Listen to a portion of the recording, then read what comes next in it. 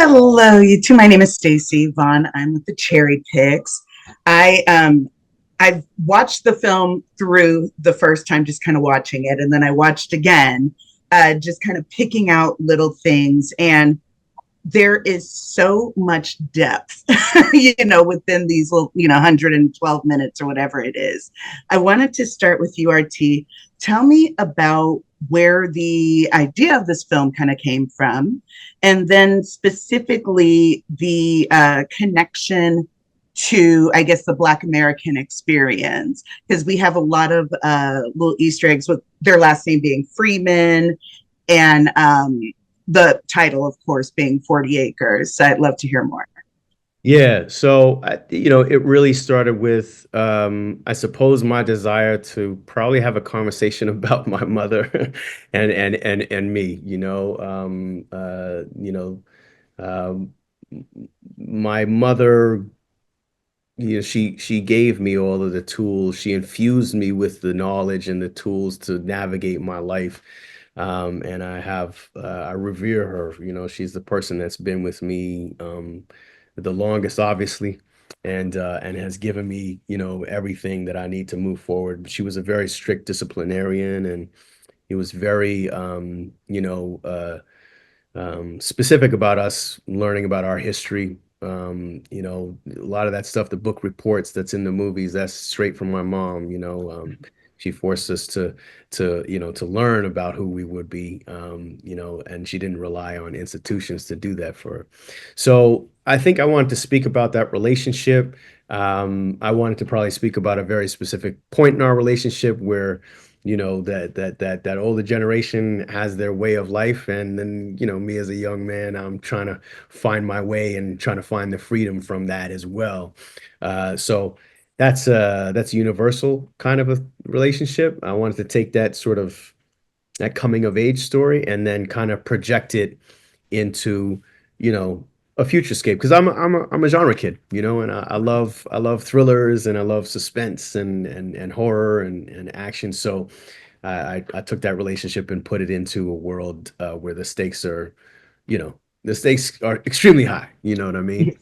Um, and as it comes to the history of it, I wanted them to be farmers, black farmers, and we start talking about the right to work land and create legacy through land, and it had to be connected to the unbroken promise, Right. to formerly enslaved people. And I also wanted to pay tribute to those that escaped slavery and traveled up the Underground Railroad into Canada, where they were able to then get their 40 acres. Hailey in herself is such a strong and hardened character, but she has so much compassion. Tell me about what that says about kind of women in general when it comes to the ways that we protect and kind of give everything. Oh my goodness. I'm just thinking about how imbalanced like people the life can be. Mm, How people would perceive her to be so hard, so rigorous, such a disciplinarian, so militaristic, and that are these other beautiful times throughout the film where she does show hints of tenderness, where she does show that she brought them from childhood into the elder ones into young adulthood, and is bringing the youngest into her tenderness, even though she's teaching them how to shoot people in the face. I mean, tenderness can still very much be there, right? It's a peculiar balancing act, and I think a lot of it's difficult to bring the seesaw to stillness, mhm. because when you're talking about the experience of Hailey and the family, we're talking about people who literally want to come over and kill for sport, kill for Right. fun, kill for to eat, right? And that's a difficult thing. And on top of the experience of whatever the personal familial history is, the trauma is, the distance away from Emanuel when he was a child, Mhm. all of those things are in the mix of the pot that is making her so diligent, Mhm. so militant, a matriarch. And I think that that's a balancing act that's difficult for women in general. I mean, when you think about, comparatively thinking about now in this political landscape of the tariffs and whatnot, I've seen a number of articles talking about the people who are deeply impacted, who are most impacted, are mothers. Uh, Mhm. who is balancing the household as well as everything outside of the house, as well as the labor of taking care of rearing the children. This is a different dynamic in that this Black and Indigenous family has a balance with Galen, but he is obviously a partner that is saying, oh, this woman is leading us. This is general, because they both have that military background.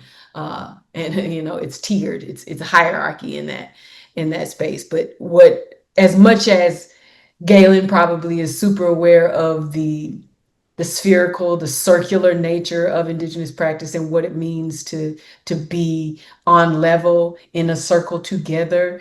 Uh, um, they are still tangoing with the patriarchy and the hierarchy of what that establishment is, and breaking that down, and that's being broken down by what they have taught their children to understand in resistance knowledge and resistance heritage and culture. And that is all making this such a hardcore, beautiful family drama, and the difficulty and the beauty of being the matriarch in the family. There was a quote near the beginning where Galen was saying that it is not the soldiers, but the women who are the ones who have the children and shape them into their future selves. Kind of, Archie, talk a little bit about that quote and how it relates overall to film. Yeah, I mean, look, men do not create life. Women create life, and I think again, it goes back to a relationship that I had with my mother. My mother was both, the father and the mother to me in my teenage years, and guided me, and again shaped my life. So the the quote is synonymous with how I lived, and I wanted to pay tribute. I mean, women are to me, mothers are the greatest heroes that we have. So it was important for me to show a mother in this way.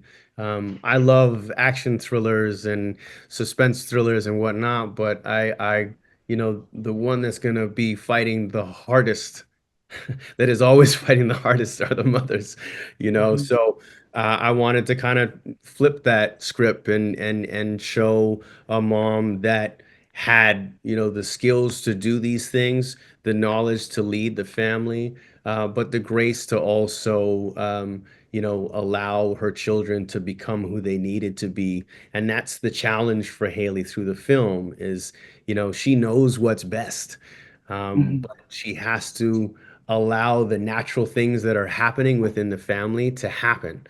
She'll still be she'll still be keeping her eye on it and shut down the thing, but she it's a film about that kind of an understanding, and yeah, that's what I Well, love.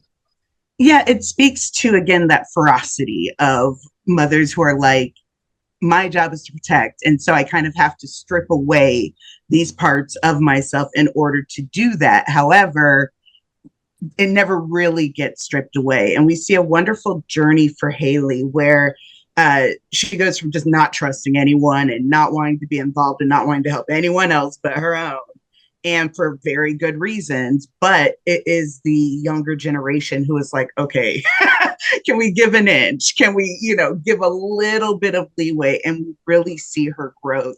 Tell me, Daniel, what was it like having that journey? Was it something that you always kind of had in mind that she had a place to get to, or did it kind of come as you were going along? I think it's a combination of things. You see it on the page. That's like RT has written that, and so how do you build along the way? There's something that begins to happen when you're building the family, which is deeply, intuitive. Because I, came in completely blind to everything at the end of the day, and you just say yes to the making of the family, and everything that everyone brings is rich, for the soil. I think that she is in a balancing act that we don't often get to, that we understand women to be strong, right? And I think the nature of mothering is really questioned in this space. Obviously, through the engagement with the land, we know Mother Nature to be a particular thing, right? And I think mother as a term, as a verb is more employed than us thinking about the noun. Galen's character is very much, this beautiful, sensitive soul who has all of this knowledge, this agrarian knowledge, who, reveres the land, who reveres, the domestic space in a certain way, is bringing a certain knowledge of cooking, is the one, fussing at them about the old packaging of things and preservatives and bullshit like that, right? Like things, the weight is shifted, right? Mhm. And so I think about to mother comes in all kinds of packages, and just thinking about, indigenous practices where we understand for people to have two spirits in a body, right? Like this Mhm. notion of mothering is being shifted from just a single gender into, the fullness of everyone in the community and what they bring and the beauty of what the land brings. So I think all of that is weaving together for me and building this arc that says we can hold what is stern and what is disciplined and what is ferocious, and we can hold what is tender and what is open and what Mhm. is circular. There is no end. We are constant. Yeah. Yeah. I love that. I love that idea of, because I always talk about, when women are presented as being strong, it usually is physical, or it has to do something like kind of in relation to the strength of men.